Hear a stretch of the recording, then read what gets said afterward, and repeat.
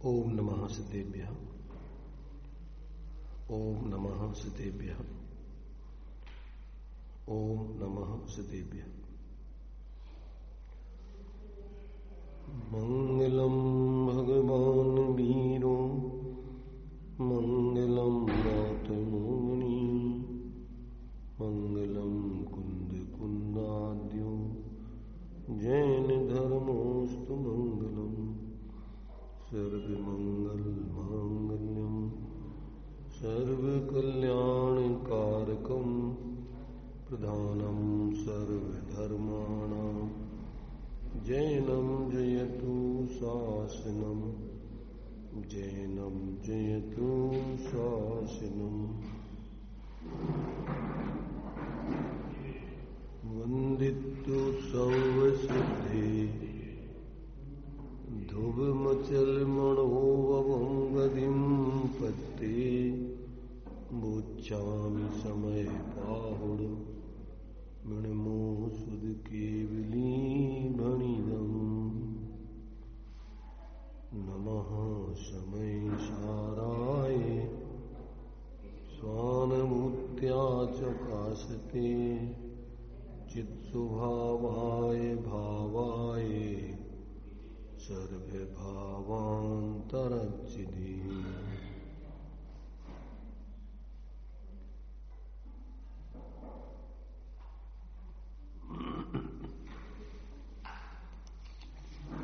समय सार जी की गाथा 74 की तात्पर्य वृत्ति टीका का थोड़ा सा हिस्सा बाकी रह गया था। इसमें जो पुण्य पाप आदि 7 पदार्थ यहां ज्ञानियों के जीवन में कैसे घटित होते हैं उस बात को यहां पर सिद्ध किया गया है। यदि जीव और अजीव दोनों को एकांत से अपरिणामीपना माना जाए तो 7 तत्व या 9 पदार्थ सिद्ध नहीं होते, अथवा एकांत से परिणामी माना जाए तो भी नहीं होते।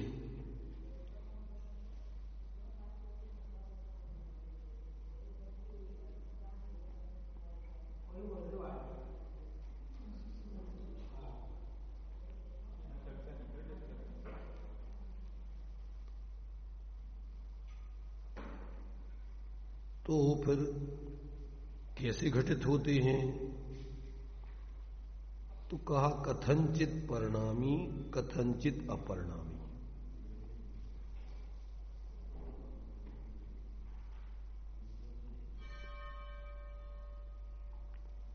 यदि जीव अजीव को सर्वथा परिणामी या सर्वथा अपरिणामी माना जाए तब तो ये 7 तत्व 9 पदार्थ घटित नहीं होते। और यदि इनको कथनचित परिणामी कथनचित अपरिणामी, तो कथनचित समझना बहुत महत्वपूर्ण है। जैन धर्म में ये कथनचित पने की व्यवस्था और कहीं नहीं मिलेगी आपको, जिसमें या तो जीव को सर्वथा परिणामी मान लेते हैं या सर्वथा अपरिणामी मान लेते हैं। तो यहां जब तक कथनचित परिणामी कथनचित अपरिणामी के दृष्टिकोण, कथनचित माने किसी अपेक्षा से, दृष्टिकोण अपन को समझना है कि वो कौन सा दृष्टिकोण है जहां जिस तरीके से उसको परिणामी पना होता है, और कौन सा दृष्टिकोण है जिस दृष्टिकोण से वो अपरिणामी रहता है। तो वो दृष्टिकोण यहां पर सिद्ध किया था, दृष्टांत दिया था। ये अपने लिए काय का दृष्टांत दिया था यहां पर अपने लिए स्फटिक मणि का, कि जैसे स्फटिक मणि क्या है कि अपने स्वरूप को नहीं छोड़ती, परंतु दाग लग जाने पर उसमें जैसा दाग लगा दो तो वैसा उसका परिणमन प्रकाश दिखाई देने लगता है। उसी प्रकार से दृष्टांत अपन स्फटिक मणि नहीं समझते, बल्ब समझ लो कि बल्ब के ऊपर अपन जैसा डांक लगा दें उसका प्रकाश उस रूप में प्रकट होने लगता है। हरा, पीला, नीला, लाल आदि जैसा भी अपन डांक लगा दें उस बल्ब में, तो वैसा उसका बाहर में प्रकाश प्रकट होता है। पर अंदर में देखो तो उसका प्रकाश ज्यों का त्यों स्वच्छ विद्यमान है। मूल में वो बल्ब अपने स्वाभाविक पने को नहीं छोड़ता है। उसकी बाह्य के प्रकाश में तो परिवर्तन हो जाता है, पर अंदर में मूल में उसका प्रकाश ज्यों का त्यों। अब वो विचार करो कि वो जो हरा, पीला, नीला प्रकाश है वो बल्ब का है कि डांक के निमित्त से उसका व्यावहारिक परिणमन है? वो उसका बल्ब का स्वाभाविक परिणमन नहीं है, वो उसका अन्यथा परिणमन बाहर में, अंदर में तो अभी ज्यों का त्यों है। ऐसे ही कर्म के उदय में जुड़ने से जीव के परिणाम मोह, राग, द्वेष आदि रूप हो जाते हैं। तो वो मोह, राग, द्वेष आदि के परिणाम उसके ओरिजिनल परिणाम नहीं है, वो कर्म के उदय में जुड़ करके होते। आत्मा का स्वाभाविक पना तो जैसे उस बल्ब के स्वाभाविक प्रकाश कैसा साफ प्रकाश है, स्वच्छ प्रकाश है, व्हाइट प्रकाश है, वैसा ही आत्मा का स्वभाव ज्ञाता, दृष्टा, शांत, निराकुल है। परंतु जब वो पर्याय में कर्म के उदय में जुड़ता है तो फिर उसकी मोह, राग, द्वेष आदि के विकारी परिणाम खड़े होते हैं। और ये मोह, राग, द्वेष आदि के परिणाम उसके स्वाभाविक परिणाम नहीं है, ये कर्मकृत है। कर्मकृत माने कर्म ने नहीं कराए, ये कर्म के उदय में स्वयं जुड़ करके इसने मोह, राग, द्वेष के परिणाम किए। और जब ये भेद विज्ञान कर लेता है कि ये मेरा स्वरूप नहीं है, हमारा स्वरूप तो ये है, तो फिर वो कर्म के उदय में न जुड़ के अपने ज्ञान स्वरूप में स्थिरता करके जैसे जैसे अपने स्वभाव में स्थिरता करता जाता है और उस कर्म के उदय में नहीं जुड़ता है, उतनी उतनी उसकी विज्ञान घनता, वीतरागता प्रकट होती जाती है। और वो क्रम क्रम से उस कर्म के उदय में न जुड़ के अपने स्वरूप में स्थिर होता जाएगा। तो एक दिन संपूर्ण आश्रव बंद होगा नहीं, जितना जितना नहीं जुड़ेगा उतना आश्रव नहीं होगा, बंद नहीं होगा, और पुराने कर्म निर्जित होते जाएंगे। और जितना जितना जुड़ेगा उतना उतना भी कर्मों का आश्रव रहेगा। तो साधक दशा में जहां से चौथा गुण स्थान होता है, सम्यक दृष्टि बन गया तो उसका मिथ्यात गया, उसकी विपरीत मान्यता चली गई। अब वो जैसे उस प्रकाश माने जो बल्ब का प्रकाश है वो हरा, पीला, नीला नहीं मानता है, नहीं जानता है। बल्ब का प्रकाश तो स्वच्छ है, परंतु ये कर्म के माने जो हरे, नीले, पीले डांक है, अब उस डांक को अलग करते जाओ तो धीरे धीरे जैसे एक डांक अलग कर दिया, उसके ऊपर कई डांक लगा दिए थे, एक एक अलग करते जाओ, उसका प्रकाश स्वाभाविक पने प्रकट होता जाएगा। और जिस दिन पूरे ऊपर के डांक निकाल दिए जाएंगे उस दिन उसका ज्यों का त्यों स्वाभाविक प्रकाश निकलेगा।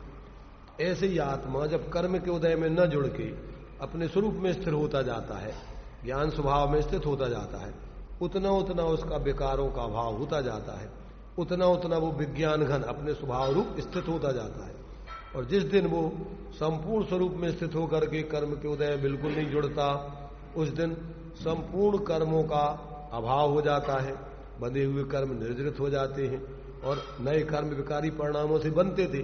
विकारी परिणाम नहीं होंगे तो नए कर्म आएंगे नहीं, बनेंगे नहीं। तो आत्मा निरावरण होकर के पूर्ण निर्मल होकर के, वीतराग होकर के अपनी सहज स्वाभाविक दशा को प्राप्त कर लेता है।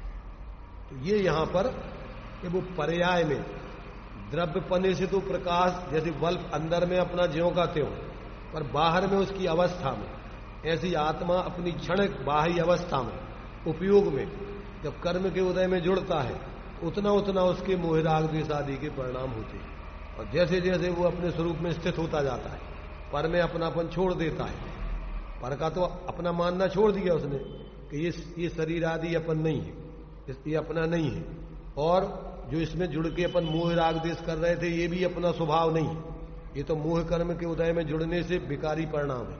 और जब अपना तो ज्ञाता, दृष्टा, शांत, निराकुल स्वभाव है, ऐसा जो अपने स्वरूप में स्थित होता जाता है उतना उतना वो ज्ञाता दृष्टा शांत निराकुल होते हुए पर्याय में, स्वभाव में तो जैसे वो बल्ब बिल्कुल व्हाइट है, ऐसे ही अपना स्वभाव तो मैंने बिल्कुल ज्ञाता दृष्टा शांत निराकुल ही है।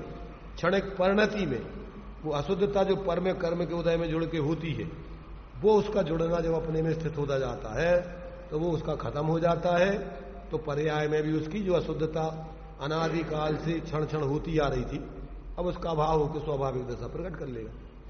ये विधि यहां पर तो जो कथनचित परिणामीपना है, वो द्रव्यपने से बल्ब में तो कोई भी परिणमन नहीं होता है, पर जो उसकी पर प्रकाश बाहर प्रकट हो रहा है उसमें परिणमन बदलता है। वो प्रकाश हरा नीला पीला जैसा डाक में जुड़ता है वैसा उसमें परिणमन हो जाता है। ऐसी आत्मा जैसे जैसे कर्मों के उदय में जुड़ता जाता है उस परिणामों में राग देश मोह के भाव, और जैसे जैसे वो अपना स्वरूप समझ लेता है तो अपना स्वभाव ज्ञाता दृष्टा शांत निराकुल है। ये राग मोह करना, जैसे शरीर अपन नहीं है, संयोग अपन नहीं है, अपने नहीं है, ऐसा जान लिया ज्ञान में, सब में ज्ञान हो गया। अब तो स्वरूप की स्थिरता, अभी जो अस्थिरता जन अपना पर में जुड़ान हो रहा है, अब वो भी धीरे धीरे अपने में स्थित होकर के और धीरे धीरे उसका भी अभाव। तो चौथे गुण स्थान में मिथ्यात गया, अज्ञान गया, भेद विज्ञान हो गया। अभी अपना जो मूल स्वरूप है वो समझ लिया उसने, अब उसमें स्थिरता चालू हो गई। तो अनंतानबंदी कसायजन उसका विकार खत्म हो गया। आगे पंचम गुण स्थान में और स्थिरता की, तो अप्रत्यख्यान कसाय, 4 स्टेजें कसायों की बतलाई, अनंतानबंदी, अप्रत्यख्यान, प्रत्यख्यान और संजन। ऐसा समझ लो कि इस बल्ब के ऊपर अपन ने 4 पन्नियां लगा दी थी और उस 4 पन्नियों से उसका प्रकाश ओरिजिनल नहीं आकर के वो उस प्रकार का रंग बिरंगा हो रहा था। अब एक एक पन्नी अपन निकालते जाओ तो उस तत्संबंधी उसका प्रकाश डाइवर्ट नहीं होगा। मिथ्यात्व की पन्नी अलग कर दी, अनंतानबंदी की अलग कर दी, तत्संबंधी विपरीतता खत्म हो गई, श्रद्धा विपरीत खत्म। अपन ने जान लिया कि अपना तो मूल स्वभाव ज्ञाता दृष्टा है और शांत निराकुल है। अपना स्वभाव राग द्वेष करना मोह करना नहीं है, और पर रूप अपने को जानना अपना स्वभाव, पर अपना है ही नहीं, तो पर को अपन अपना क्यों जाने। तो अब वो सम्यक ज्ञानी हो गया। सम्यक ज्ञानी हो गया तो किसी पर पदार्थ को अपना नहीं जानता मानता। अब क्या करता है, अब अपना जो स्वरूप है अंदर में शांत, अब उसको ही उसमें स्थिर होता है। तो जितना जितना स्थिर हो रहा है उतना उतना परिणति में उसके मोह राग द्वेष का अभाव होता जा रहा है। मिथ्यात गया, अनंतानुबंधी गई, और उसके ऊपर की एक पन्नी अप्रत्यख्यान कसाय की है, उसको अलग कर दी, तत्संबंधी अपनी विकृति दूर हो गई। अब बाहर में अपन को जो अनंत पर पदार्थों की चाह थी वो खत्म हो गई। अब अपन ने जीवन उपयोगी आवश्यक वस्तुओं को रख लिया। श्रावक की भूमिका में क्या होता है, परिग्रह परिमाण हो गया। क्या कर लिया उसने, अब इतनी चीजों से अपना जो इस वर्तमान जीवन के लिए अपन को जो औपचारिक व्यवहारिक दृष्टि में जरूरी है वो अपन ने रख ली, और बाकी चीजों में अपन ने वो विकल्प छोड़ दिया।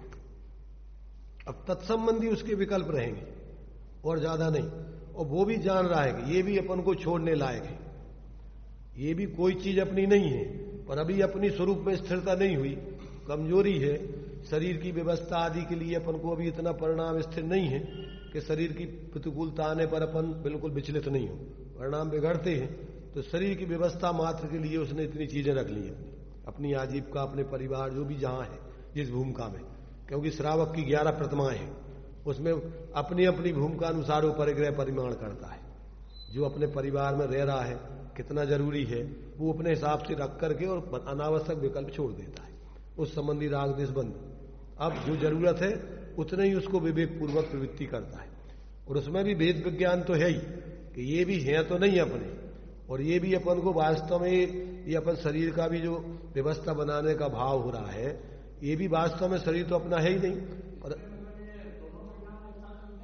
हाँ, चला ही रहेगा। तो अभी जितनी जितनी स्थिरता होती जा रही, अब जैसे मान लो ये सोच लो आप कि आपने दिन भर भोजन करते रहते थे, अभी कोई प्रतिज्ञा नहीं थी, तो जो मिल जाए वही खा लेते थे, खाने की इच्छा बनी रहती थी। अब आपने एक आसन कर लिया तो अब आपको कितना भाव रहेगा, एक टाइम भोजन करने का ही विकल्प रहेगा, बाकी विकल्प खाने के बनाने के खत्म कि रहेंगे, होंगे विकल्प होंगे कि नहीं। जिस दिन उपवास कर लिया उस दिन एक टाइम खाने बनाने के विकल्प होंगे कि नहीं, वे भी खत्म। तो ऐसा चलेगा कि जितना जितना आप छोड़ते जाओगे उतने उतने विकल्प खत्म, अपने स्वभाव में स्थित होते जाओगे, और जितने जितने विकल्प उतनी उतनी अस्थिरता। तो जिस दिन अपने स्वरूप में ही अपन लीन हो जाएंगे, उस दिन अपन उपवास मतलब अपने स्वरूप में ही वास करने लग गए, उस दिन सब खत्म विकल्प। फिर अपन को बाहर के कोई विकल्प नहीं, और अपने स्वरूप का ही आनंद, उसमें शांति है, वो तो स्वभाव अपना शांत निराकुलतामय है। हाँ वही है ना, तो वो तो है ही ना, उसमें क्या बात है। जितने जितने अपन को तत्संबंधी विकल्प टूटते गए, तत्संबंधी अब उपवास का मतलब स्वरूप में स्थिरता। देखो उपवास की परिभाषा क्या दी है, विषय कसाय आहार त्यागा यत्र विधीयते सा उपवासा और शेषम लंघन कम विदु। जितनी विषय कसाय गई और भोजन संबंधी प्रवृत्ति गई, उतना उपवास हो गया। और जितने जितने तुम्हारे लिए अभी हैं, उतने उतना अभी नहीं है। और अगर तुम्हें स्वरूप में वास तो है ही नहीं, विषय कसाय तो छूटे ही नहीं, और अकेला आहार छोड़ा, तो कहते शेषम लंघन कम। वो तो जो मरीजों को लंघन करा दी जाती है कि तुम्हें भोजन नहीं करना, वो लंघन है, उपवास नहीं है। लंघन हो जाता ना, काहे के लिए, टाइफाइड हो गया तो क्या करना, अब अन्न वगैरह छोड़ दो बिल्कुल। वो तो तुम्हारा बीमारी है, तुमने अकेला भोजन छोड़ा और विषय कसाय नहीं छोड़े, संसार के काम कसाएं सब चल रही, और तुमने अकेला भोजन छोड़ दिया, तो वो उपवास नहीं है, वो तो लंघन हो गई। बीमारी और तुमने नहीं बढ़ा ली। इसलिए उपवास तो उसे कोई कहते हैं कि जिसमें स्वरूप का अवलंबन हो, विषय उस संबंधी विषय छूटे, कसाय छूटे और आहार छूटे। ये तीन चीजें छूट रही हैं तो उपवास है। और जिसमें तीन चीजें नहीं छूट रही तो समझ लो कि लंघन हो गई, भोजन अकेला छोड़ दिया तुमने, विषय कसाय की प्रवृत्ति नहीं छूटी और स्वरूप का अवलंबन हुआ ही नहीं। तो ये तो वैज्ञानिक धर्म है, इसमें कोई रूढ़ी, इसमें कोई नाटक दिखावा बनावटीपन, इसमें कुछ नहीं। अपना जीवन देखते जाओ, अंदर में आप स्वरूप में स्थिर होकर अतीन्द्रिय आनंद भोग रहे हो, शांति मिल रही है, धर्म हो रहा है। और जहां शांति नहीं है और तुम कुछ भी कर रहे हो, वो सब नाटक है धर्म के नाम पे। तो ये अपन को, जितने भी अपन को स्वाध्याय, मंदिर, त्याग आदि, ये सब स्वरूप को ग्रहण करके त्याग है। और स्वरूप के ग्रहण के बिना सब त्याग अनंत बार जीव ने कर लिया, समता नहीं आई तो क्या है उसमें, फिर ज्यों का त्यों नौवें गृह व्यक्ति गया और फिर लौट के चतुर्गति गई, पात्र बना रहा। तो ये बिना आत्मज्ञान के कोई त्याग नहीं है, वो तो शुष्क त्याग है, वो बाह्य त्याग है, अज्ञानता पूर्वक। उसको बाल तप कहा आचार्यों ने। इससे भी मंद कसाय अगर रहेगी, उसमें भी तीव्र कसाय करोगे, जैसे मान लीजिए उपवास आदि किया और कसाय तुम्हारी होगी तो चल रही, और बल्कि तीव्र हो गई। जैसे मान लीजिए उपवास किया और तुम्हें कोई ने मान सम्मान नहीं दिया और तुम्हारी कसाय भड़क गई कि हम तो उपवास किए हैं, तुम्हें कभी समझ में नहीं आ रहा, तुमने सही तरीके से आहार भी नहीं बनाए, भोजन भी नहीं बनाया, ये भी नहीं किया, वो भी नहीं किया। हाँ वो तो फिर कसाय है ना, ये तो कसाय, मान सम्मान माने कसाय। भाई उपवास का मतलब अपनी कसाय छोड़ने के लिए कर रहे हैं अपन, अपने स्वरूप की शांति के लिए कर रहा है, इसमें दूसरे का क्या लेना है। ये सब अविवेकता के काम है। अब बाल तब बोला उसको आचार्यों ने, तत्वार सूत्र में देखो, पुण्य के बंध के कारणों में कितने कारण बतलाए, सराग संयम, संयमा संयम, अकाम निर्जरा, बाल तपांसी देवस्य। ये चार कारणों से जीव देवगति में चला जाता है। कौन से चार कारण? सराग संयम कहलाता है, जब तक अभी पूर्ण वीतराग दशा नहीं आई, मुनिराजों का जो तीन चौकड़ी कसाय मिथ्यात्व के अभाव पूर्वक, और जो संजलन कसाय में अभी जो मंद कसाय चल रही है, इसको बोलते सराग संयम। अभी राग पूरा खत्म नहीं हुआ है, अभी संजलन कसाय का राग रह गया है। इससे उनको पुण्य का बंध होगा, सर्वार सिद्धि तक की देव पर्याय प्राप्त होगी। कैसे? बीतरागता से नहीं, जो राग रह गया है संजलन कसाय का, उसमें उत्कृष्ट पुण्य का बंध होता है। और सर्वार सिद्धि नौवें ग्रेवेक के ऊपर 9 अनुदेश और 5 अनुत्तर विमान, उसमें सम्यक दृष्टि जाते हैं और मुनिराजे ही जाते हैं, 1 या 2 भवतारी जाते हैं, सामान्य लोग नहीं जा सकते वहां। तो वो संजलन अकेली कसाय का उनको अनुराग रह गया है, उससे उनको सर्वोत्कृष्ट पुण्य का बंध होता है। पुण्य का बंध कसाय, मंद कसाय से होता है। तो संजुलन कसाय जन्य जितनी मंदता और किसी जीव की नहीं हो सकती। जो नौवें ग्रह में जाने वाले जीव हैं उनके तो सभी कसायों की मंदता हुई है, और इसमें अकेली संजुलन कसाय की सिर्फ सूक्ष्मता रह गई बस। तो ये कसाय मात्र से बंद होता है पहली चीज तो। अब वो कसाय अगर तुम्हारी सबरी है, तत्व ज्ञान हुए नहीं, आत्मज्ञान नहीं हुआ नहीं, तो वो तो तुम्हारे लिए मोक्ष मार्ग में प्रवृत्तिकारी है नहीं। मंद कसाय से तुम्हें पुण्य बनेगा, वो ज्यादा से ज्यादा ऐसा मिथ्या दृष्टि जीव 9वें ग्रह तक जा सकता है। इसके ऊपर का जो पुण्य बनता है वो सम्यक दृष्टियों को ही बनता, मिथ्या दृष्टियों को नहीं बनता।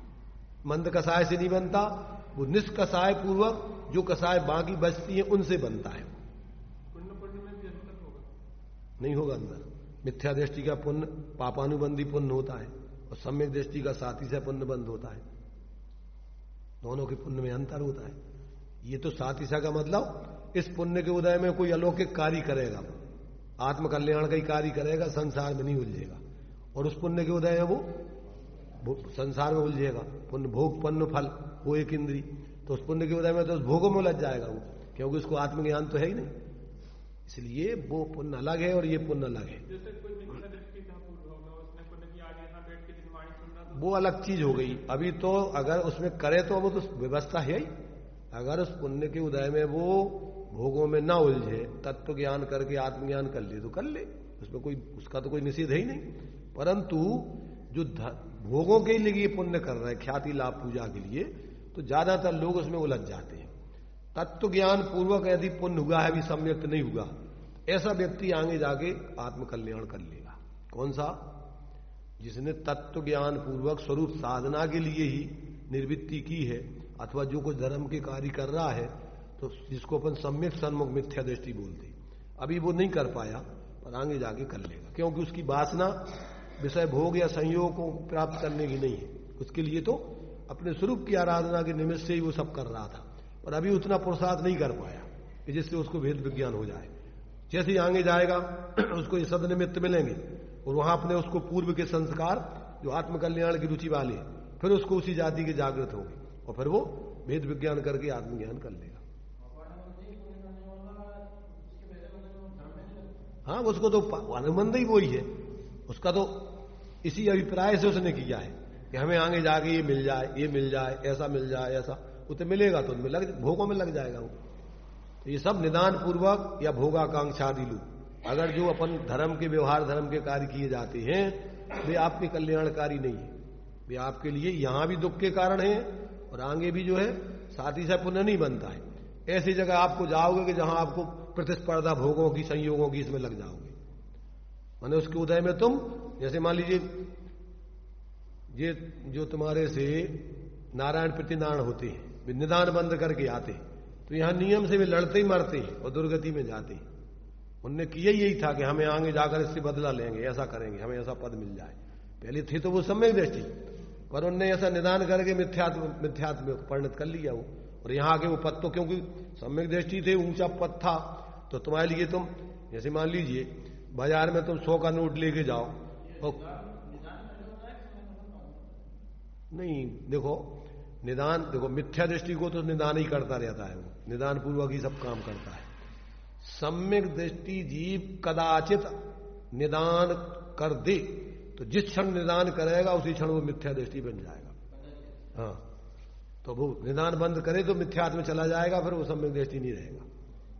फिर वहां जाके वो उसको, क्योंकि उसके पास सम्यक पूर्वक की साधना कर रहा था, और उसने जाना तो है उसको मोक्ष, पद तो मिलना था ऊंचा, उसने नीचे चीजें मांग ली तो मिल जाएंगी उसको, उसमें क्या है, नीची चीजें से मिलने में क्या दम है। हाँ भाई, 100 का नोट लेके कोई बाजार में जाए और कोई टॉफी दे दो, हमें कहे, अगर उससे कहे कि हमें सोने का एक मोहर दे दो या कुछ, तो वो तो नहीं मिलेगी। तो ऐसे ऊपर के जो सम्यक दृष्टि के पद हैं वे तो नहीं मिलती, पर मिथ्या दृष्टि के नीचे वाले जो पद हैं सामान्य लोगों वाले, वो मिल जाएंगे उसको, उसमें क्या है, हीन दशा वाली। ऐसे ही उसको मिलना तो है मोक्ष, अब मोक्ष को छोड़ के वो संसार की कोई तुच्छ चीजें मांग ले तो मिल जाएंगे उसको। इसलिए विवेकी व्यक्ति कुछ नहीं चाहता बाहर में, वो तो अपने स्वरूप की पूर्ण वीतराग उत्कृष्ट परमात्मा दशा को प्रकट करता है। और बाहर में तो शांति है ही नहीं ना, बाहर में सब अशांति के कारण है, आकुलता के कारण। इसलिए सम्यक दृष्टि उसके निकांक्षित अंग होता है, निसंकित होता है, निर्विचिकित्सा होता है, अमूढ़ दृष्टि होता है, ये उसके गुण हैं। ये सम्यक दृष्टि के जीवन में सहज पैदा होते। जैसे शरीर, मनुष्य का शरीर होता है तो उसके संग ये अंग पैदा ही होते हैं। मनुष्य किसे कहते हैं? हाथ, पांव, पैर, पीठ सब हो जाए तो उसको मनुष्य। ऐसे सम्यक दर्शन का अंग ये अंग है कि उसके अंदर कोई शंका नहीं रहे, कोई लौकिक आकांक्षा नहीं रहे, कोई मूढ़ता नहीं रहे। तो ये सब 8 अंग उसके प्रकट होते। उसके भाव उत्कृष्ट होते, प्रभावना, प्रकृष्ट भाव। इससे ऊंचे उसके रत्नत्रय के भाव, इससे ऊंचे को कौन से भाव होते? इसलिए सम्यक दृष्टि के भाव स्वाभाविक चलते, निसंकित, निकांक्षित, निर्विचिकित्सा। अब उसको किससे घृणा करना? जब वो वस्तु स्वरूप जान रहा है तो सब तरफ अपने अपने स्वरूप में परिणमन हो रहे हैं। जड़ चेतन की सब परिणति अपने अपने में हो रही है। अब अच्छी बुरी क्या होती? इसलिए उसको कोई किसी के प्रति घृणा नहीं होती, द्वेष भाव नहीं होता है। तो ऐसा जो है सम्यक दृष्टि का ये स्वभाव है, निसंकित, निकांक्षित, निर्विचिकित्सा, अमूढ़ दृष्टि, उपगूहन। माने वो जो है वो दोषों में रुचि नहीं किसी की, ना अपने ना दोषों को वो गुण करके और अपने स्वभाव की ऊर्ध्वता करता है। इसलिए सब उपगूहन माने वो गुणों के प्रति बहुआन, उपग्रहण भी बोलते, उसी को उपगूहन भी बोलते। अपने गुणों की वृद्धि करना अथवा दोषों को गुण करके उनका निषेध करना, अभाव करना, तो ये उपगूहन। स्थितिकरण, अपने स्वरूप में स्थित होते जाना, दूसरों को भी स्थित करना। और वात्सल्य, अपनी आत्मा में प्रेम रखना, अनन्य प्रेम, पंच परमेष्ठियों में प्रेम रखना, धर्मात्माओं में प्रेम रखना, सहज ही उसके भाव होता है। और प्रभावना, उसके उत्कृष्ट भाव होते हैं। आत्मा प्रभाव नियो रत्नत्रय तेजसा सतत में।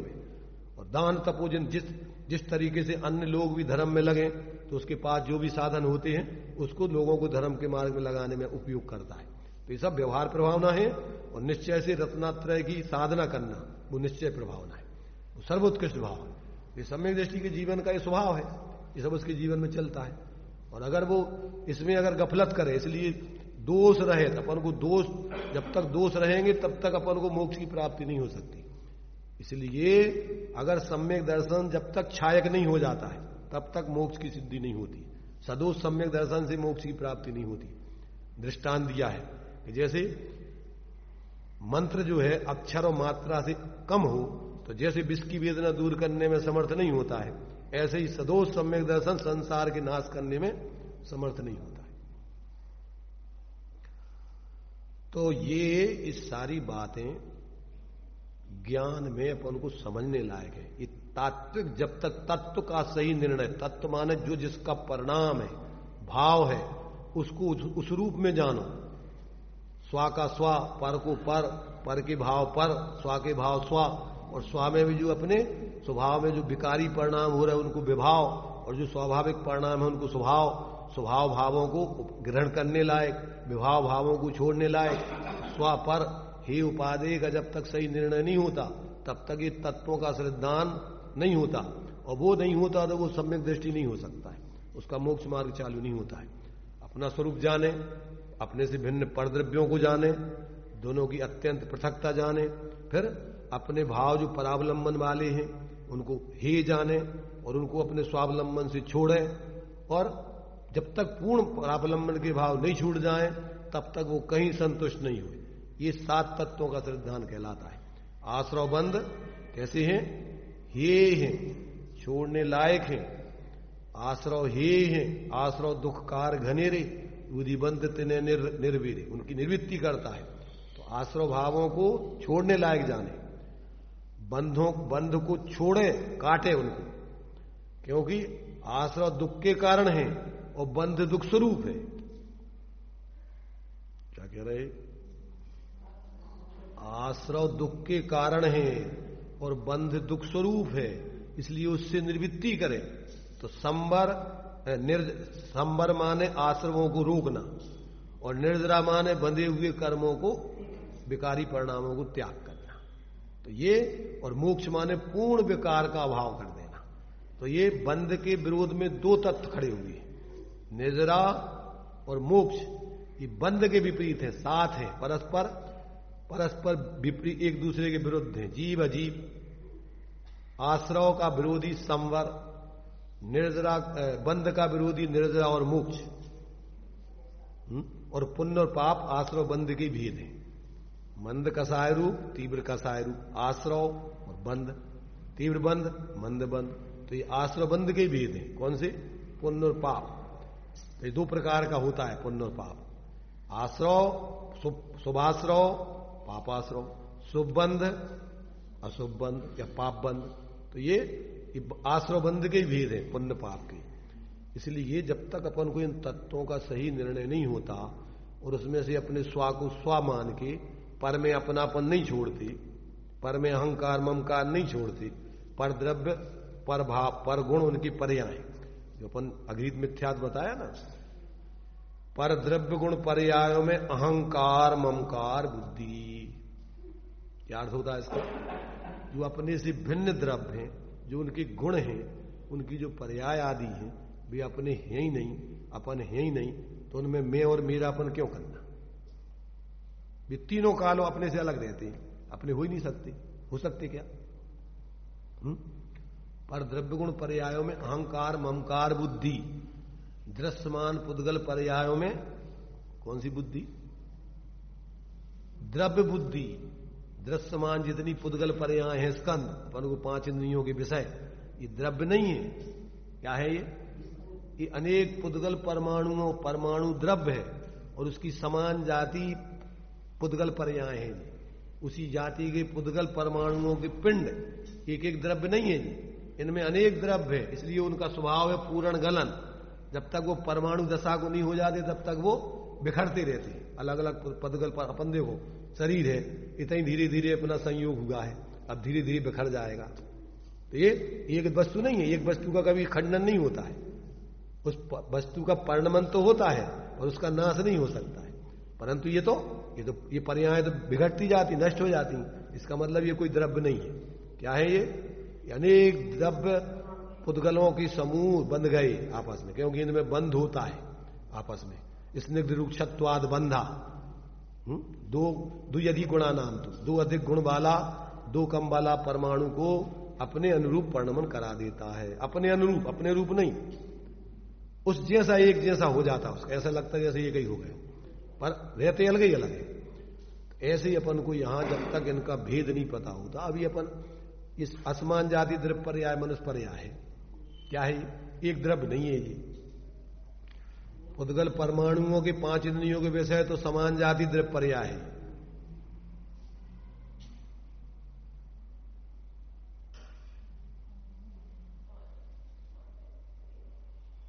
और ये मनुष्य त्रियंश देव नार की ये कौन सी पर्याय है? असमान। असमान माने एक जाति के द्रव्य नहीं है। ये पुद्गल परमाणु तो एक ही जाति के है और ये एक चेतन है और बाकी अचेतन है। कर्म है, ये शरीर आदि है, 9 कर्म, ये अचेतन पुद्गल परमाणुओं के पिंड है। तो अब इसमें अपन को अपना चेतन क्या है? अलग ज्ञान दर्शन वाला है और ये स्पर्श रस गंध वर्ण वाले हैं। इनके लक्षणों से अपन जब पहचाने कि ये जो स्पर्श रस गंध वर्ण वाले हैं ये सब क्या है? ये पुद्गल हैं, अपने से भिन्न है। और जो अंदर में जानना देखना है वो अपना स्वरूप है। और जानने देखने के संग जो रागादिक भाव चल रहे हैं वे सब आश्रव भाव है, बेकारी, अपने स्वरूप को भूल के और पर पदार्थ में मूर्छित होके एकत्व ममत्व के परिणाम ये मिथ्यात्व और कसाय के भाव। यही संसार है, भाव संसार बोलते। 5 प्रकार का संसार है, तो 4 तो संयोग आदि रूप में है और एक अपना संयोगी भाव के रूप में है। जो भाव संसार है मूल में आत्मा का वही संसार है। और द्रव्य, क्षेत्र, काल और भाव ये तो नैमित्तिक है। माने द्रव्य अपन को पुद्गल परमाणु को ग्रहण कर करके छोड़ते रहना, कर्म 9 कर्म के रूप में ग्रहण करके छोड़ते रहना, ये तो क्या प्रभाव में भाव क्या होता है? संयोग रूप में रहते हो तो। हाँ, अब ये शरीर है तो ये अब शरीर का संयोग हो गया भावों के नियम से, अब वो क्या प्रभाव करेगा? अजीब है वो तो। क्षेत्र है, अभी यहां पैदा होगा फिर यहां होगा फिर तीनों लोगों में जन्म मरण कर रहे, तो वो तो क्षेत्र है, उसमें तुम्हारा क्या प्रभाव करेगा? तो मूल में तो वो तुम्हारे भावों का दर्पण है कि तुमने जैसे भाव किए थे उसके निमित्त में 343 घनराजु में जन्म मरण करके तुम्हें घूमना पड़ रहा है। तो ये 5 प्रकार के परावर्तन में 4 तो संयोगी रूप हैं। माने संयोगी भाव करने से ये संयोग मिलते हैं तुम्हें। पुद्गल से, पुद्गल में तुमने, अब तुम पुद्गलों में मोह कर रहे तो ये तुम्हें पुद्गल मिलते रहेंगे। क्षेत्रों में मोह कर रहे, जी जगह हमारी जी जगह आई, तो 3 लोक में 343 धनराजु में जन्म मरण करना पड़ेगा। क्षेत्रों में मोह कर रहे, तो क्षेत्र तुम्हारा होना नहीं है, तो क्षेत्र परिवर्तन करोगे। और समय में परिवर्तन कर रहे हैं कि जो समय अच्छा हो, जो समय बुरा हो, तो अब जो तुम्हें जन्म मरण 10 कोड़ा कोड़ी सागर का काल है, उसमें बदलते रहना पड़ेगा, जन्म मरण करते रहना पड़ेगा। अगर काल में तुम राग द्वेष मोह करोगे, जो काल अच्छा जो बुरा हो, तो ये काल में तुम्हें तीनों कालों के समयों में जन्म मरण करोगे एक एक समय में। और भाव, ये 4 गति के जो भाव है, मनुष्य भाव, त्रियंच भाव, देव की गति, देव भाव, 4 गतियों के भाव, उनमें मोह करोगे तो 4 गति 84 लाख योनियों के भाव धारण करना पड़ेगा। और अगर इनसे रहित, और अगर विकारी परिणामों में मोह करते रहोगे, मोह माने पुण्य में मोह करोगे, पाप में करोगे, तो ये विकारी परिणाम है, तो विकारी परिणाम होते रहेंगे, तो ये पंच परावर्तन होता रहेगा। जब तक आप अपने स्वभाव को नहीं जानोगे और उसमें स्थिरता करके उसको नहीं चाहोगे, तब तक ये पंच परावर्तन रूप तुम्हारा संसार कोई नहीं टाल सकता। क्योंकि तुम्हारी चाह है, तुम अपनी चाह से ही तो तुम इसमें घूम रहे हो। कौन तुम्हें घुमा रहा, बताओ? कोई घुमाने वाला बैठा है क्या भगवान, कि तुम्हें उसमें भेज देता है? चाह गई, चिंता गई, मन हो बेपरवाह, और जिनको कछु न चाहिए बे नरसा हंसा है, वे भगवान बनते हैं। इच्छा ही दुख का कारण है, और इच्छा गई, अपन इच्छा से दुखी है। इच्छा माने मोह राग देश आदि के परिणाम। अभी मोह राग देश आदि के परिणाम ही तुम्हारा संसार का कारण है। और ज्ञाता दृष्टा शांत निराकुल, यही मोक्ष मार्ग है, यही मोक्ष है। जितने जितने अपने विज्ञान घन स्वभाव में स्थिर होते जाओ, वो मोक्ष मार्ग है। और पूर्ण विज्ञान घन स्वरूप में स्थित हो जाओ, मोक्ष हो गया। तो मोक्ष क्या है? अपनी खुद की अपनी में स्थिरता, और कहीं बाहर से थोड़ी आना है। तो ऐसी सीधी सादी सहज सरल व्यवस्था को जीव न समझ के भ्रमित होता रहता है, धर्म के नाम पे दुनिया की कल्पनाएं करता रहता है। और इतनी सीधी सादी व्यवस्था भगवान ने बताई है, ज्ञानियों ने भी अनुभव करके अपन को उपदेश दिया है। और अपन भी बुद्धि से थोड़ा निर्णय करो तो अपन को भी समझ में आएगी। अगर बिना पक्षपात के, बिना कोई धारणा के, और ये अपन वैज्ञानिक तरीके से विचार करो तो ये समझ में नहीं आ रही है अपन को कि वास्तव में हाँ ये बात तो सही है। तो ये धर्म तो जो है, अपने वस्तु स्वभाव का अंदर में जैसा है वैसा अपने को जानना, मानना, अनुभव करना, उसका नाम धर्म है। अब वो तो नहीं समझे और कभी भी कल्पना करा तो अधू में तो सब भ्रम है, नया नया मिथ्यात है, जो गृहीत मिथ्यात है भगवान के बारे में। केवली नहीं, केवली शुद्ध संग धर्म देव वर्णवादो, वो तो दर्शन मोहिनी का कारण है। और गृहीत मिथ्यात में देव, गुरु, धर्म, आप्त, आगम, पदार्थ, इनके संबंध में एकांत, विपरीत, विनय, संशय, अज्ञान, ये 5 प्रकार से गृहीत मिथ्यात धारण करता है, जो अपन आलोचना पाठ में पढ़ते थे। एकांत विपरीत विनय के, संशय ज्ञान को नय के, बस होए घोर आघ कीने, बचते नहीं जाते कहीं ने। ये तो लिखने वालों ने लिख दिया, अपन तो रेडीमेड बोल देते थे।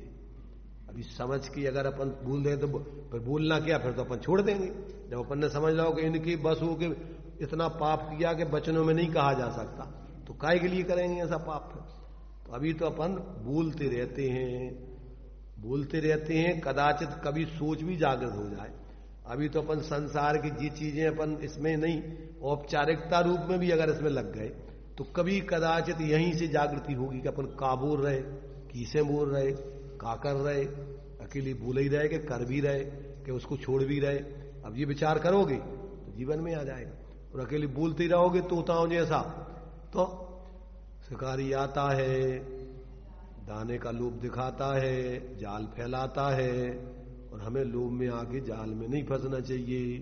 और शिकारी आया है, दाने डाले हैं, जाल फैलाया है, और हम जाके दाने खाने में बैठ गए हैं, और उसने सब लपेड़ा अपना जाल और पकड़ के और अपने लेकर के अपने जा रहा है, और गीत गाते जा रहे हैं। ऐसे अपन बोलते जा रहे हैं, आत्म के अहित विषय कसाय, इनमें मेरी परिणति न जाए। और जल्दी चलो, अपन मंदिर से जल्दी चलो, कहते हैं आत्म के अहित विषय।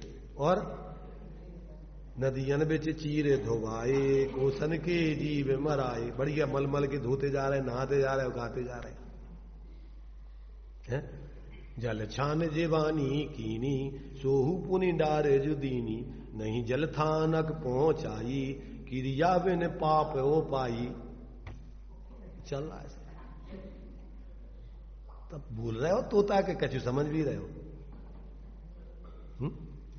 तो अपन को अकेले ये सब चीजें सिर्फ पढ़ने सुनने और बोलने के लिए नहीं है, ये तो समझ के जीवन में प्रयोग करने के लिए है। जितनी जितनी छोड़ते जाओगे अपने में स्थिर होते जाओगे उतनी उतनी शांति धर्म, और ये नहीं करोगे बोलते रहोगे तो जैसे कछु नहीं होने उसमें। अगर जीवन में परिवर्तन नहीं आएगा तो अकेले बोलते सुनते रहने से काम नहीं चलेगा, बिना सुनने समझने से काम नहीं चलेगा, और अकेले सुनते रहने से काम नहीं चलेगा। जो बिन ज्ञान बिना समझे तो क्रिया क्या करोगे धर्म, और समझ के अकेले क्रिया नहीं करोगे तो भी काम नहीं चलेगा। तो जो बिन ज्ञान क्रिया आपका है, बिना समझे कछु भी करत रहो धर्म के नाम पे तो आज तक नहीं भाव, और अकेले क्षयुपसम ज्ञान में भर के और अकेले जानकारी करत रहो मानत रहो कि हम सब समझ गए तो भी काम नहीं चलेगा। समझना जरूरी है, जीवन में उसको प्रयोग करना चाहिए, और जब तक पूर्ण मोह रहित दशा नहीं हो जाए तब तक कहीं अटकना नहीं है। अनाक्षर कछु गल्ला और संतुष्ट हो गए तो उसमें भी काम नहीं चलेगा। इसलिए 3 प्रकार के मूर्खों के राजा बताए, हमने बताया था ना कि इतर लोक में भी 3 ही प्रकार के राजा दिखाई देते अपन को। मूर्खों के नेता इन्हीं को बनाते तीनों। एक तो बाहर में क्रियाकांड त्याग करके अपने को धर्मात्मा मानने लग गए, अपन सोचते बहुत बड़ा धर्मात्मा, उसको अपन बाहर में मान सम्मान देते हैं, काय को त्यागियों को। सच्चा त्यागी की बात नहीं चल रही है, समझ करके जो त्याग करे उसकी तो कीमत होनी चाहिए, परंतु जो बाहर में ही त्याग करके अपने को ख्याति लाभ पूजा में लग गए, मान सम्मान की उसमें लग गए, ऐसे लोक में वर्तमान में ज्यादातर मिलेंगे तुम्हें इस पंचम काल में। क्योंकि सम्यक दृष्टि पैदा होती नहीं, मिथ्या दृष्टि पैदा होते हैं। यहां कोई सम्यक दृष्टि बन के धर्मात्मा बन सकता है तो वो तो बिरले होते हैं। ज्यादातर तो लोक में मान्यता होती बाहर के त्यागियों की धर्म के नाम पे। तो जब वो त्याग सरल है, बाहर से जल्दी अपन कर दो, भोजन छोड़ दो, धर्मात्मा बन गए। अंदर में तत्व ज्ञान का जो है नहीं, 7 तत्व के नाम पूछो, जो मान लो बड़े बड़े उपवास करते हैं उनसे पूछो 7 तत्व कौन कौन से है, कौन ही है, कौन उपाधि है, कौन स्व है, कौन पर है, बताओ कितने लोग बता पाएंगे। जिनको ज्यादा मान सम्मान मिलता है और बहुत कार्यक्रम होते जिनके नाम पे, धर्मात्माओं का तो महीने भर को उपवास करो उनने और भी तो चले ही गए। उनको चाय थी कोई मान सम्मान की? अगर चाय होती तो वहीं आहारों को निकलते, पर उतने नहीं निकले। इसीलिए इतने लोग मान सम्मान करेंगे, इसलिए अपन यहां नहीं करेंगे आहार अपन जहां नए तरीके से जाएंगे वहां करेंगे। क्यों? कि वहां लोगों को पता ही नहीं कि हम मैंने कितना उपवास किया, क्या किया, इसलिए वहां नहीं उनने उपवास किया। उसका हेतु यही था, उनको जानबूझ करके नहीं किया उनने। और दूसरे महाराज आ गए, लोगों ने सोचो कि अरे भैया 1 महीना को उपवास किया है, क्योंकि ये कांत में जंगलों में उपवास करते, लोगों को पता पड़ता रहता। अब वो निकले आहारों को और लोगों ने बहुत मान सम्मान, अरे साहब मासूकवासी महाराज, और अंदर में उनको रसाउन लगो। क्या हो गए भी? मायाचारी से हाथी बन गए, त्रेंच बन गए। काय को रस ले रहे तो झूठी अपनी ख्याति लाभ पूजा को, मान सम्मान। तो अपन को जब तक ऐसा बोध नहीं होता तब तक धर्म के नाम पे और ज्ञान के नाम पे अपन अपने आप को मूढ़ बन के और ज्ञानी, क्षुप्सम ज्ञान में अपन ने जानकारी भर ली टेप जैसी। तुमसे ज्यादा अच्छा तो टेप सुना सका, अपन तो गलती भी बोलेंगे और वो टेप जितो भर दो पूरा सुना देगा। सुना देवे से, पढ़ लेवे से, धारणा ज्ञान में तुम्हारा मान लो क्षुप्सम है और धारणा ज्ञान में भर लाओ और तुम सुनाने लगे सबको, तो उसे कभी धर्मात्मा नहीं बन गए। धर्मात्मा तो तुम जीवन में उतारोगे जितना, वो धर्मात्मा बना है। तो ये कछु तो धर्म बाहर में अकेले सिर्फ क्षयुपसम ज्ञान में डिग्री ले ली, जानकारी कर ली, बस उपदेश देने लगे, हो गए बहुत बड़े उपदेशक धर्मात्मा। और लोग अरे साहब बहुत बड़ा ज्ञानी है, साहब सब कुछ जानता है, मान सम्मान मिलने लगो। और बाहर में कोई ने बाहर को त्याग कर दो 10 दिन को, और साल भर अपने खा रहे, रात में खा रहे, दिन में खा रहे, 10 दिन बड़ी उसर पर धर्म की अकेले, उस दिन अपन ने 10 ही उपवास कर ले, बहुत बड़ा धर्मात्मा हो गया। और वो एक अविरत सम्यक दृष्टि हो, वो कदाचित अभी व्रत भी नहीं कर लो, अपनी सामर्थ्य नहीं है तो कदाचित वो अपने शांति से भोजन करता है, अपनी शुद्धता से, तो अरे ये तो भोजन करता है 2 टाइम, इसमें क्या है, इसका काय का धर्म। तो लोग, मूर्ख लोग तो बाहर से मूल्यांकन करते हैं धर्मात्मा का, और धर्मात्मा का संबंध बाहर से नहीं है, अपनी आत्मा से जुड़ने से है, स्वभाव के अवलंबन से है। और वो जब तक नहीं समझोगे तब तक अपन अपने को ठगेंगे। दूसरे तो तुम्हें पुण्य का उदय हुई निमित्त बन जाए, पर उससे कोई तुम्हारा धर्म नहीं होगा, दम्भ होगा उससे और पाप बनेगा। तो ये अपन को सब बातें, अपन द्रव्य पने से एक रूप रहते हैं, पर्यायों में अपना पर्णमन दो प्रकार का चलता है, एक स्वाभाविक और एक वैभाविक। तो मिथ्या दृष्टि का पर्णमन आश्रव बंध और कदाचित आश्रव बंध पाप और कदाचित पुण्य रूप होता है। काय से? ख्याति लाभ पूजा। यहां अपन ने पढ़ा था ना ये, कि अगर मिथ्या दृष्टि कदाचित क्या करता है कि वो बाहर से उसके जीवन में तो क्या होता है कि उसके जीवन में ये अकेले क्या चलते हैं, विषय कसाय आदि के भाव ही चलते रहते हैं और पाप आश्रव बंधी चलता रहता है। और कदाचित वो क्या करता है, वो कदाचित पुण्यबंध भी करता है। तो कैसे करता है कि वो अपने ऊपर का जो पड़ा था वह है कथनचित परिणामी। अब यहां अज्ञानी बहिरात्मा मिथ्या दृष्टि जीव विषय कसाय रूप असोपयोग परिणाम को करता है, विषय कसाय रूप। और कदाचित पुनः चिदानंद एक स्वभाव रूप शुद्धात्मा को छोड़कर भोगाकांक्षा निदान स्वरूप सोपयोग परिणाम को करता है। काय के लाने? अपने स्वरूप को तो नहीं लक्ष्य करता है, चिदात्मा को छोड़ के, चिदानंद एक स्वरूप आत्मा को छोड़कर भोगाकांक्षा निदान स्वरूप निदान के लिए सो उपयोग रूप परिणाम करता है। उस काल में उसकी द्रव्य और भाव पुण्य आश्रव तथा पाप आश्रव रूप बंद पदार्थों का कर्ता घटित होता है।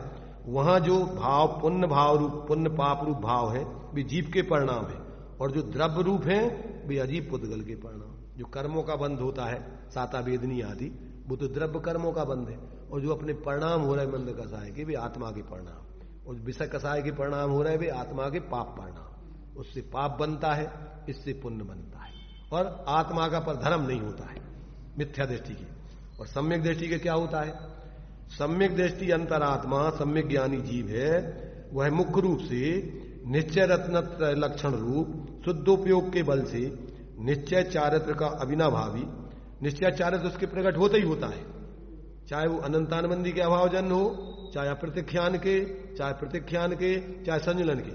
यहां निश्चय चारित्र का अविनाभावी वीतराग सम्यक दृष्टि से सर्वथा वीतरागी की बात नहीं चल रही है। माने उसके यानी निश्चय चारित्र प्रकट होगा ही होगा।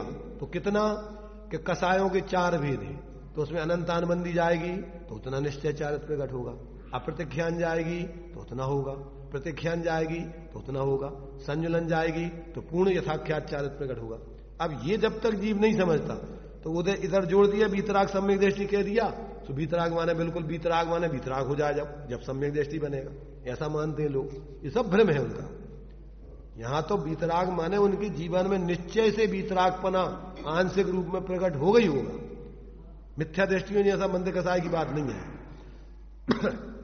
इसलिए उनके निश्चय चारित्र का अविनाभावी वीतराग सम्यक दृष्टि होकर निर्विकल्प समाधि, और वो उसके निर्विकल्प समाधि में ही उसके ये सब निश्चय मोक्ष मार्ग प्रकट होता है। जो अपन को द्रव्य संग्रह जी में पढ़ा है कि दोनों प्रकार का मोक्ष मार्ग कहां से प्रकट होता है? ध्यान अवस्था में।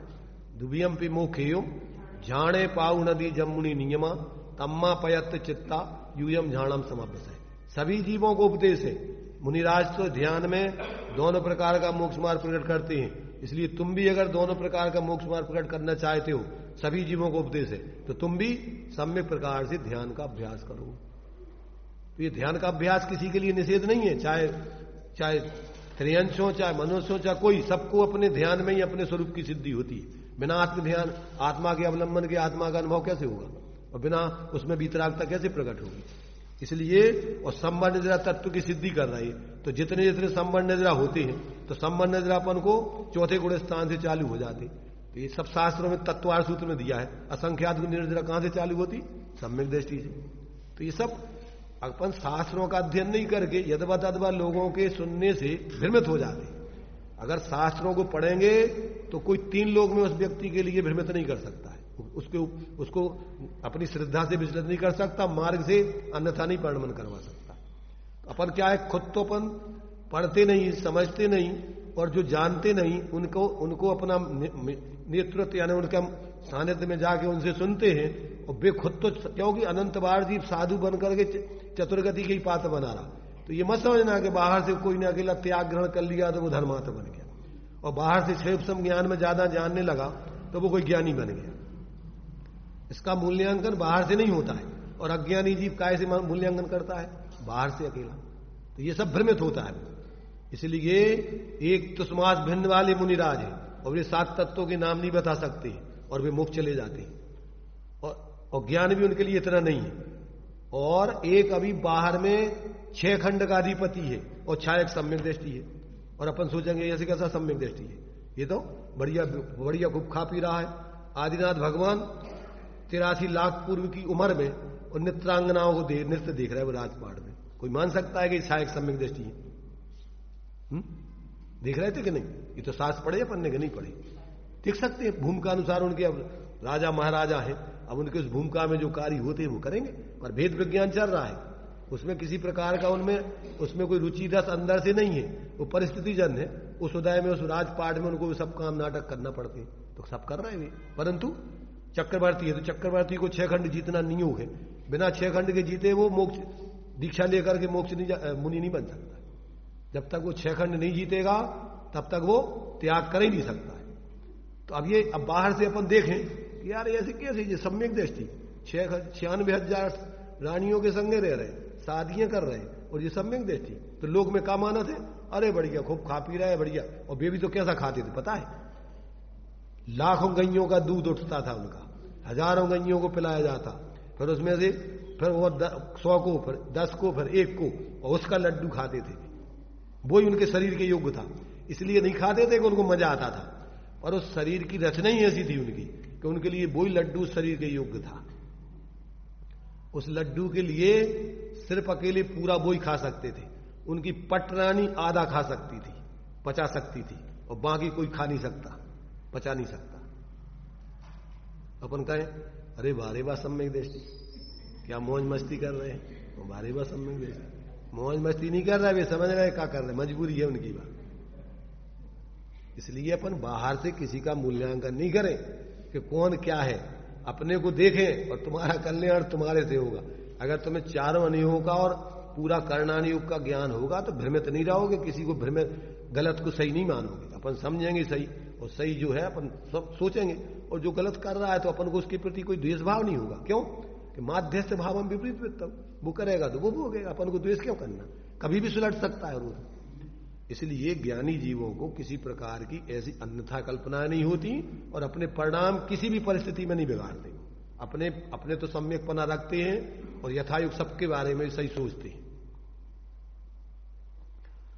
तो ये जो है कथनचित परिणामी कथनचित अपरिणामी, परिणामों में परिणामी और द्रव्य पने से गुण पने से अपरिणामी। गुण ज्यों कहते हो ज्ञान ज्ञान दर्शन, जितने अनंत गुण है अनंत गुण। अब उनके परिणमन में सम्यक को मिथ्यापना, जैसे श्रद्धान का या तो सम्यक परिणमन होगा या मिथ्या, पर श्रद्धा वही रहेगी। तो श्रद्धा गुण की अपेक्षा ध्रुव और पर्याय की अपेक्षा परिणमन।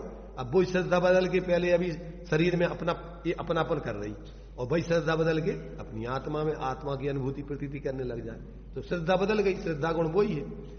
ऐसे ही पर्याय में परिणमन होता है गुणों के और द्रव्य के, और द्रव्य पना और गुण पने से वस्तु वही की वही ध्रुव रहती है, उसमें कोई परिवर्तन नहीं होता। ऐसा जब तक अपन नहीं समझेंगे, और परिणामों में ही अपन को संसार और मोक्ष, मोक्ष मार्ग और संसार मार्ग है। द्रव्य पने से तो वो ज्यों कहते हो, चाहे वो संसार में रहे चाहे मोक्ष में रहे, आत्मा वही की वही। तो ये अब जब तक अपन को ऐसा, तो सम्यक दृष्टि काय का करता है? वो संवर निर्जरा का है। उस समय उस परिणाम से द्रव्य और भाव रूप से संवर, निर्जरा और मोक्ष पदार्थों का कर्ता सम्यक दृष्टि होता है। और कभी फिर निर्विकल्प समाधि रूप परिणाम का अभाव होने पर, माने 6वें 7वें गुण स्थान तक की जीव विकल्प में आते हैं, ऊपर के तो श्रेणी चढ़े से लौट के नहीं आते, सपक श्रेणी चढ़ गए तो फिर क्या करते हैं वो?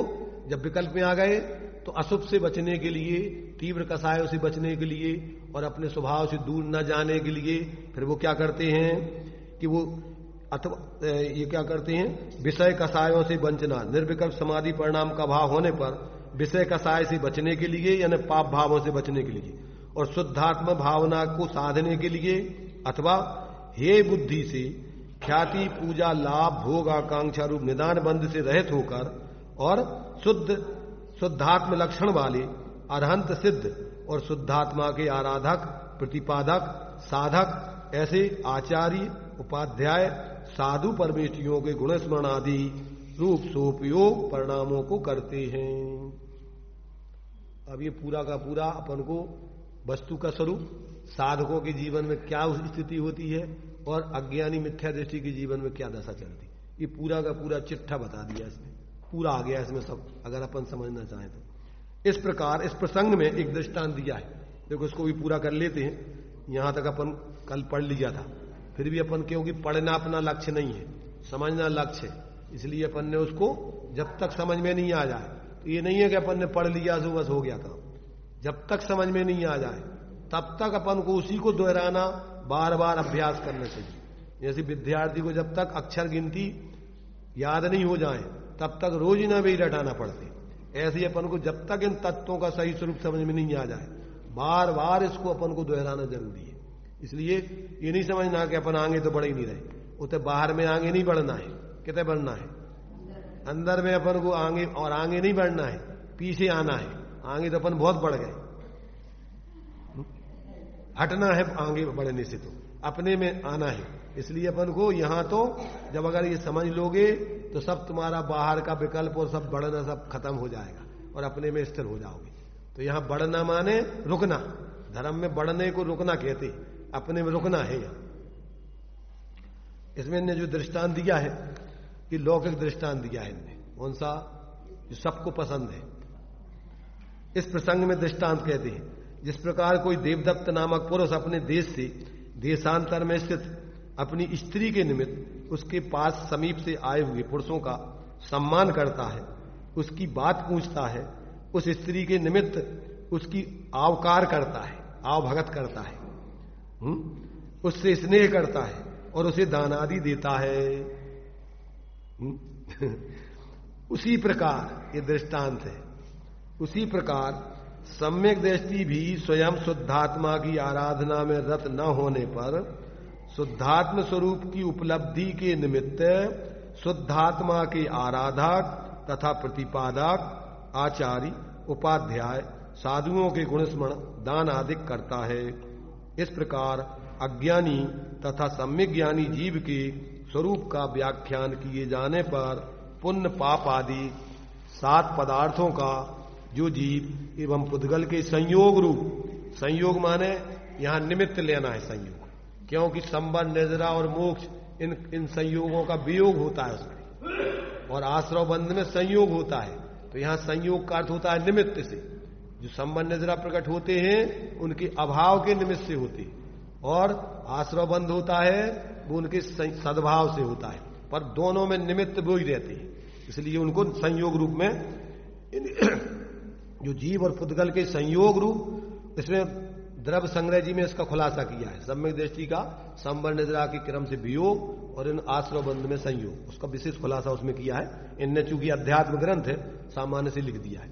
तो संयोग रूप परिणामों से निष्पन्न है, मैंने उसके निमित्त से उनका कथन भी पीठिका व्याख्यान में घटित होता है, इसमें विरोध नहीं जानना। इस प्रकार सम्यक ज्ञानी जीव के व्याख्यान की मुख्यता में 4 गाथाएं पूर्ण हुई। इस प्रकार पुण्य पाप आदि 7 पदार्थों की पीठिका रूप अधिकार में 6 गाथाओं द्वारा प्रथम अंतराधिकार पूर्ण हुआ। 2 गाथाएं 68 तक तो अपन ने क्या लिया था, 68 तक तो जीव अजीव अधिकार लिया था, और यहां कर्ता कर्म अधिकार, जिसमें ज्ञानी क्या करता है, तो 69-70 गाथा में अपन ने लिया था अज्ञानी का, कि अज्ञानी किसका करता है, और फिर इसके बाद में कौन सी 71, 72, 73, 74 इन 4 गाथाओं में ज्ञानियों का स्वरूप बताया था। तो अब ये 4 गाथाओं में ज्ञानी संबर, निर्जरा और मोक्ष का करता है, और कदाचित जब वो स्वरूप में स्थित नहीं रह पाता है निर्विकल्प समाधि में, तो पापों से बचने के लिए, विषय कसायों से बचने के लिए, स्वरूप के नजदीक बने रहने के लिए वो क्या करता है, पुण्य पदार्थों का, साथ ही साथ पुण्य पदार्थों का परंपरा से मोक्ष के कारण रूप ऐसे पुण्य पदार्थ का भी करता होता है, ऐसा जानना चाहिए। ऐसी जो है 6 गाथाएं अपनी जो है अज्ञानी और ज्ञानी के कर्ता कर्म पने की सिद्धि के रूप में अपन ने पढ़ ली। अब आगे प्रश्न किया है प्रशिष्य ने। आगे प्रशिष्य पूछता है कि आत्मा ज्ञान स्वरूप हो गया अर्थात ज्ञानी बन गया, अब हम कैसे पहचाने कि ज्ञानी बन गया कि अज्ञानी है? तो उसका फिर स्वरूप बताएंगे। सारी चीजें एक एक क्रम से पूरी बता रहे कि अब हम कैसे समझेंगे भैया कोई ज्ञानी बन गया कि नहीं बना है। अब उसको फिर उसको स्वरूप समझाएंगे। चलिए अभी अपना टाइम हो गया है। सापेक्ष अमृत जिन वचन निरपेक्ष सत्य चैतन्य घन दर्शारहे कली काल में अनुभव करो हे भक्ति विरह में यदि ना रहे ये जिन तो स्वपर हित के करे इस जगत में फिर भाग्य ज्ञान बस भ्रमति रहे पशुबत सदा ही दुख सहे धन धन्य है वे जीव जो जिन वचन सुन निज हित करें।